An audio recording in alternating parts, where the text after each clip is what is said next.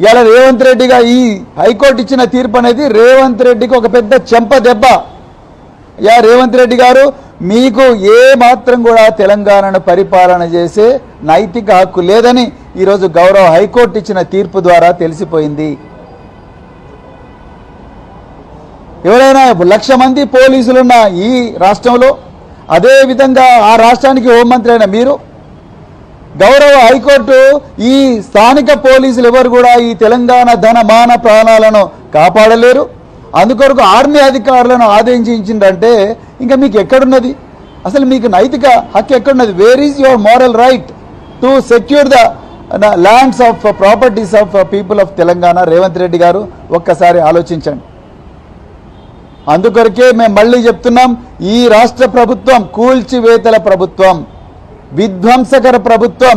లగచర్లలో నాశనం చేసిండ్రు, వెలుగుమట్లలో నాశనం చేసిండ్రు, సున్నం చెరువు పేరుతో నాశనం, బౌద్ధర్గూడ పేరుతో, బుల్లెట్ ట్రైన్ పేరుతో నాశనం, అదేవిధంగా లోతుకుంటలో నాశనం. ఎక్కడ చూడు విధ్వంసం విధ్వంసం విధ్వంసం.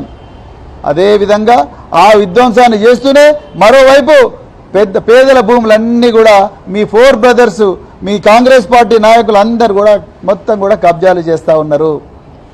ఒకవైపు మీరు, రెండవ వైపు హైడ్రా అడ్డం పెట్టి పొంగులేటి శ్రీనివాసరెడ్డి గారు భూభారతి పోర్టల్ తీసుకొచ్చి దొడ్డి దారిన ఇవాళ మరి పెద్ద ఎత్తున దాదాపు 22,000 భూముల హక్కులు రాత్రే ఎంఆర్ఓల సిగ్నేచర్ లేకుండా ఆర్డీఓ సిగ్నేచర్ లేదు బదలాయించారు.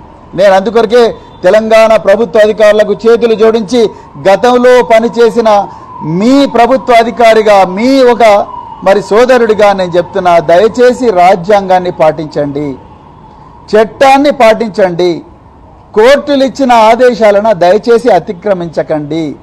మీకేమైనా ఉంటే మీ గవర్నమెంట్ ప్లీడర్లను తీసుకుపోయి కోర్టులో కొట్లాడండి, కానీ మీరే కోర్టై సివిల్ కోర్టులు చేయాల్సిన పనిని, అసలు ఇలా ప్రాపర్టీ డాక్యుమెంట్స్ను కానీ, సేల్ డీడ్స్ను కానీ, లేకపోతే మరి పహానీలను కానీ, కాసరా పైనలను కానీ, వీటన్నిటినీ జడ్జి చేయాల్సిన అధికారం సివిల్ కోర్టులకు ఉంటుంది.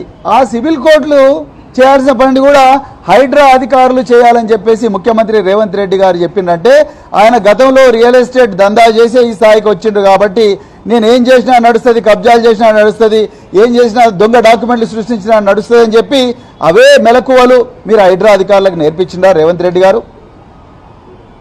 అందుకొరకే నేను ప్రభుత్వ అధికారులకు దయచేసి నేను కోరుతా ఉన్నా, చట్ట ప్రకారమే పనిచేయండి.